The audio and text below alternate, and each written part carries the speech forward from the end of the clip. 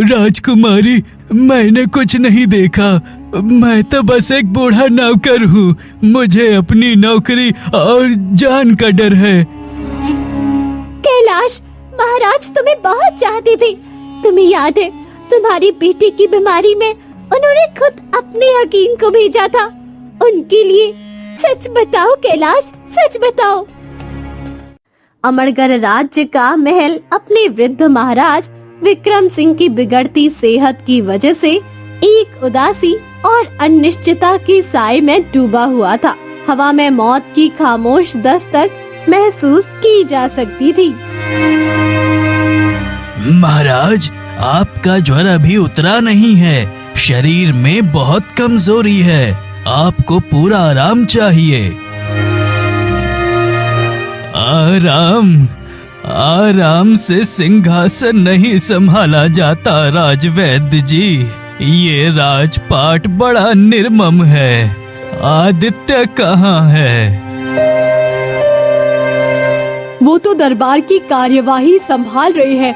महाराज, आप फिक्र ना करें, सब कुछ ठीक चल रहा है। आदित्य बहुत समझदार है।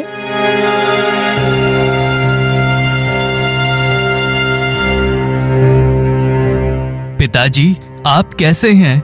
आज सुबह तो आप बिल्कुल ठीक लग रहे थे। मैं दक्षिणी गांवों का निरीक्षण करके लौटा हूँ। वहाँ की फसलें बाद में देखी जाएंगी आदित्य। ये बीमारी कुछ साधारण नहीं लगती। ऐसा लगता है मानो कोई अंधेरी छाया मुझे भीतर से धीरे धीरे निगल रही हो। सुनो बेटा, तुम्हें बहुत सतर्क रहना होगा। इस महल की दीवारों में सिर्फ पत्थर नहीं बल्कि षड्यंत्रों की फुसफुसाहटें भी कैद हैं। आप जल्दी ठीक हो जाएंगे पिताजी। अमरगढ़ को अभी आपकी जरूरत है। मैं हूं ना, आप बस अपना ख्याल रखें। बिल्कुल महाराज, आप जल्दी ठीक हो जाएंगे। मैं आपके लिए ताज़ा काढ़ा लेकर आती हूँ। राजवैद्य जी ने नया मिश्रण तैयार किया है और वो बहुत फायदेमंद है।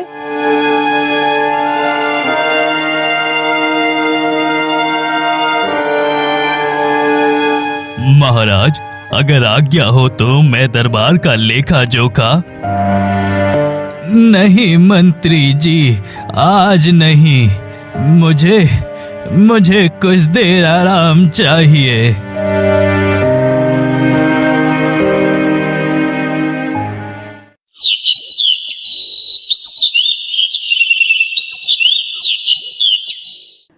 राज दरबार का विशाल कक्ष हमेशा की तरह गूंज रहा था, लेकिन आज उस गूंज में एक अलग ही तनाव था। युवराज धनुष सिंहासन पर बैठे थे, लेकिन उनकी नजरें बार बार महाराज के शयन कक्ष की ओर उठ जाती थी। महाराज, इस सूखे ने हमारी सारी फसल चौपट कर दी। कर चुकाने की बात तो छोड़िए, अब तो घर में अनाज तक नहीं है।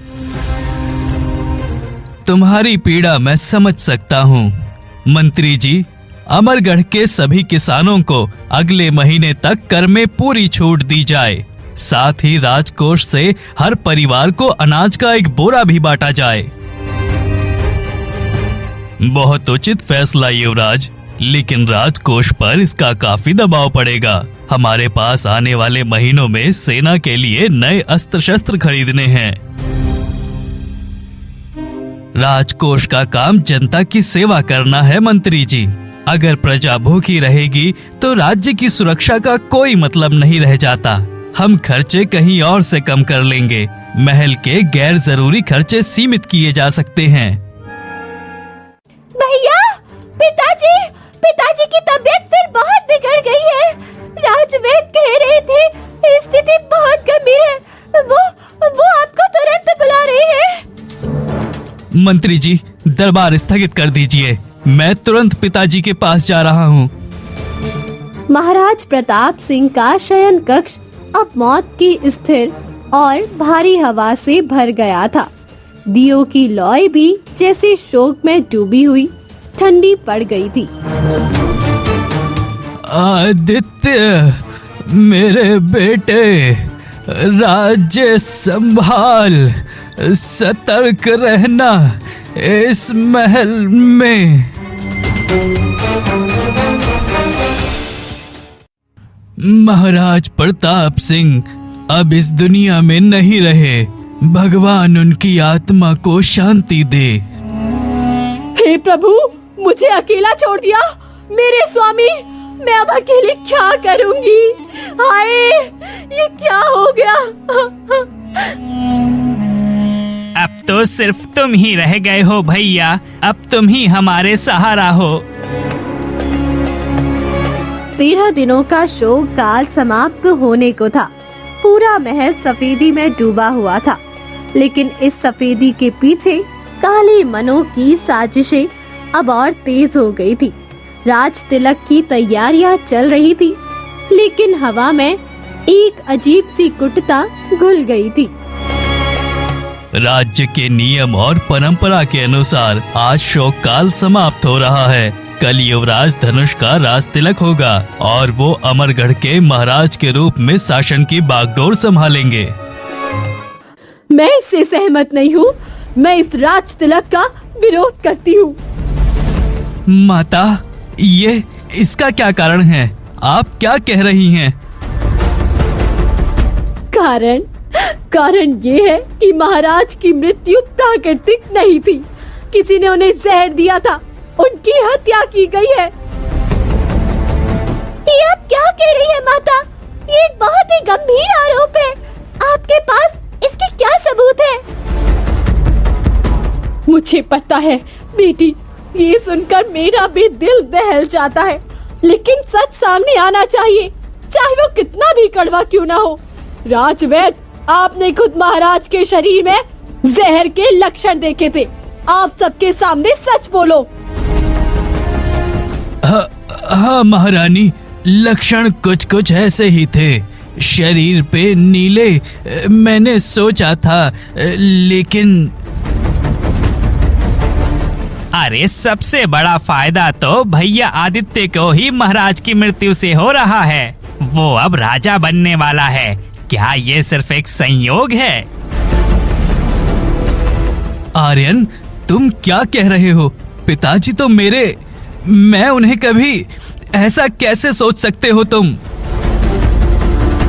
मुझे एक चिट्ठी मिली है, एक गुप्तचर की चिट्ठी, जिसमें लिखा है कि आदित्य ने महाराज को धीमा जहर देने का षड्यंत्र रचा था ताकि वो जल्दी सिंहासन पर बैठ सके। महारानी, ये एक बहुत ही गंभीर आरोप है। सिर्फ एक अनाम चिट्ठी और संदेह पर किसी के चरित्र पर दाग नहीं लगाया जा सकता। इसके पुख्ता सबूत चाहिए। सबूत?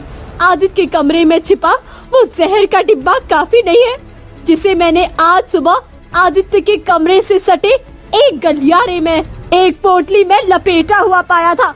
ये लो सबूत। ये झूठ है। मैंने ऐसा कुछ नहीं किया। ये डिब्बा मेरा नहीं है, ये साजिश है।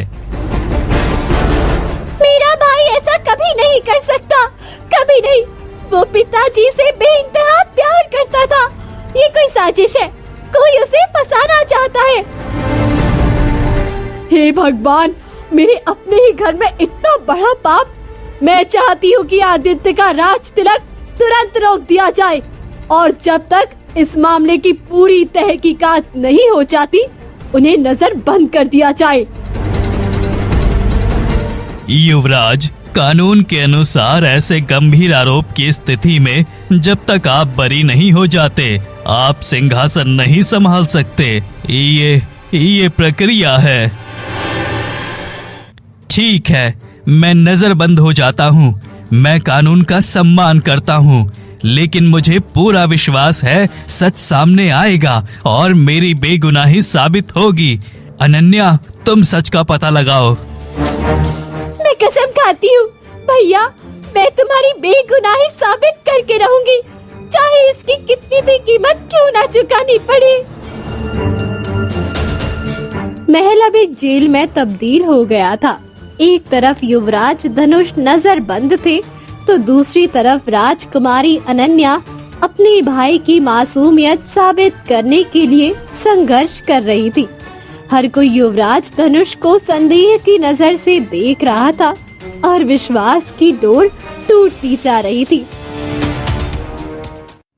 कैलाश, तुमने उस रात जब महाराज की तबीयत बहुत बिगड़ी थी, महारानी के कमरे से बाहर आते हुए किसी को देखा था, है ना?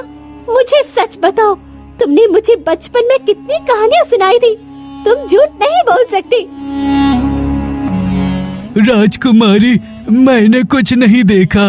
मैं तो बस एक बूढ़ा नौकर हूँ। मुझे अपनी नौकरी और जान का डर है। कैलाश, महाराज तुम्हें बहुत चाहते थे।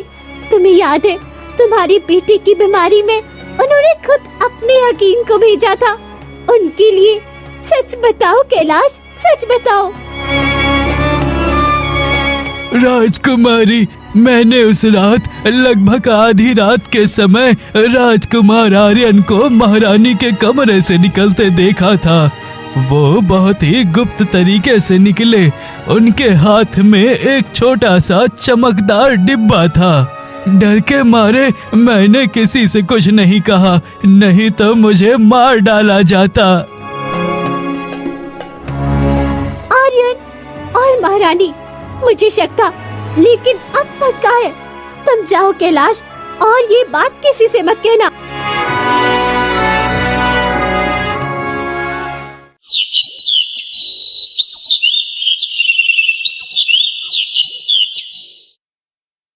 मंत्री जी का कक्ष आज कुछ अलग लग रहा था। हवा में एक अनजानी बेचैनी तैर रही थी। सच की तलाश ने मानो पूरे वातावरण को व्याकुल कर दिया था। मंत्री जी, मुझे पूरा यकीन है कि आदित्य बेगुनाह है। ये सब महारानी और आर्यन की साजिश है। कैलाश एक ईमानदार नौकर है, वो झूठ नहीं बोल रहा। राजकुमारी, मुझे भी यकीन है कि आदित्य निर्दोष है। वो ऐसा कभी नहीं कर सकता, लेकिन हमारे पास ठोस सबूत नहीं है। एक बूढ़े नौकर की गवाही उनके खिलाफ पर्याप्त नहीं होगी। वो चिट्ठी, वो जहर का डिब्बा, सब कुछ उल्टा आदित्य के खिलाफ साबित हो रहा है। उस चिट्ठी के बारे में क्या हम उस गुप्तचर को ढूंढ सकते हैं? अगर वो मिल जाए तो सच सामने आ सकता है। मैंने कोशिश की राजकुमारी, वो गुप्तचर लापता है। उसके घर से उसे जबरदस्ती उठा लिए जाने के निशान हैं। शायद उसे मार दिया गया है। वो चिट्ठी तो सिर्फ एक जाल है जिसे आर्यन ने खुद लिखा होगा। जब अनन्या और मंत्री जी सच की एक और कड़ी तलाश रहे थे, तभी षड्यंत्रकारी अपनी जीत का जश्न मनाने के लिए फिर से जुट रहे थे। उन्हें लगता था कि जाल पूरी तरह से बिछ चुका है। अनन्या को शक हो रहा है। वो चारों तरफ सवाल पूछ रही है। उसने कैलाश बूढ़े से भी बात की है। कहीं वो कुछ जान तो नहीं गई? उसे शक करने दो, वो कुछ साबित नहीं कर पाएगी। कैलाश की गवाही कोई नहीं मानेगा। कल मेरी तरफ से आधिकारिक घोषणा होगी कि आदित्य के खिलाफ सबूत मिल गए हैं और उसे आजीवन कारावास की सजा सुनाई जाएगी। और फिर तुम मेरे बेटे अमरगढ़ के नए महाराज बनोगे। लेकिन ध्यान रखो, मंत्री जी और अनन्या अभी भी खतरा है। वे हार मानने वाले नहीं है। उन्हें भी किसी न किसी तरह बेअसर करना होगा। आखिरकार वो दिन आ ही गया। सारी जिंदगी मैंने उसकी छाया में बिताई। अब मेरा समय आया है। अनन्या ने हार नहीं मानी। उसने सुरागों की तलाश में महल के हर कोने को खंगाल डाला। उसे यकीन था कि जहर का इस्तेमाल करने वालों के पीछे कोई ना कोई स्रोत जरूर होगा। कई घंटे की खोजबीन के बाद उसे एक पुराने दस्तावेज में महारानी प्रतिभा के परिचित वैद्य राम शरण का नाम मिला। वही वैद्य जो विश्व विधा में निपुण था। मंत्री जी, मुझे एक नाम मिला है, वैद्य रामचरण। वो महारानी के पिता के जमाने से जाना जाता था। कहा जाता है वो ऐसे जहर बनाता था जिसका पता लगाना नामुमकिन था। वो अब तपोवन गांव में रहता है। तपोवन, ये तो 2 दिन की यात्रा है, लेकिन अगर वो मिल गया तो सबूत हमारे हाथ आ सकता है। मैं अभी रातों रात चलती हूँ, कोई और रास्ता नहीं बचा है।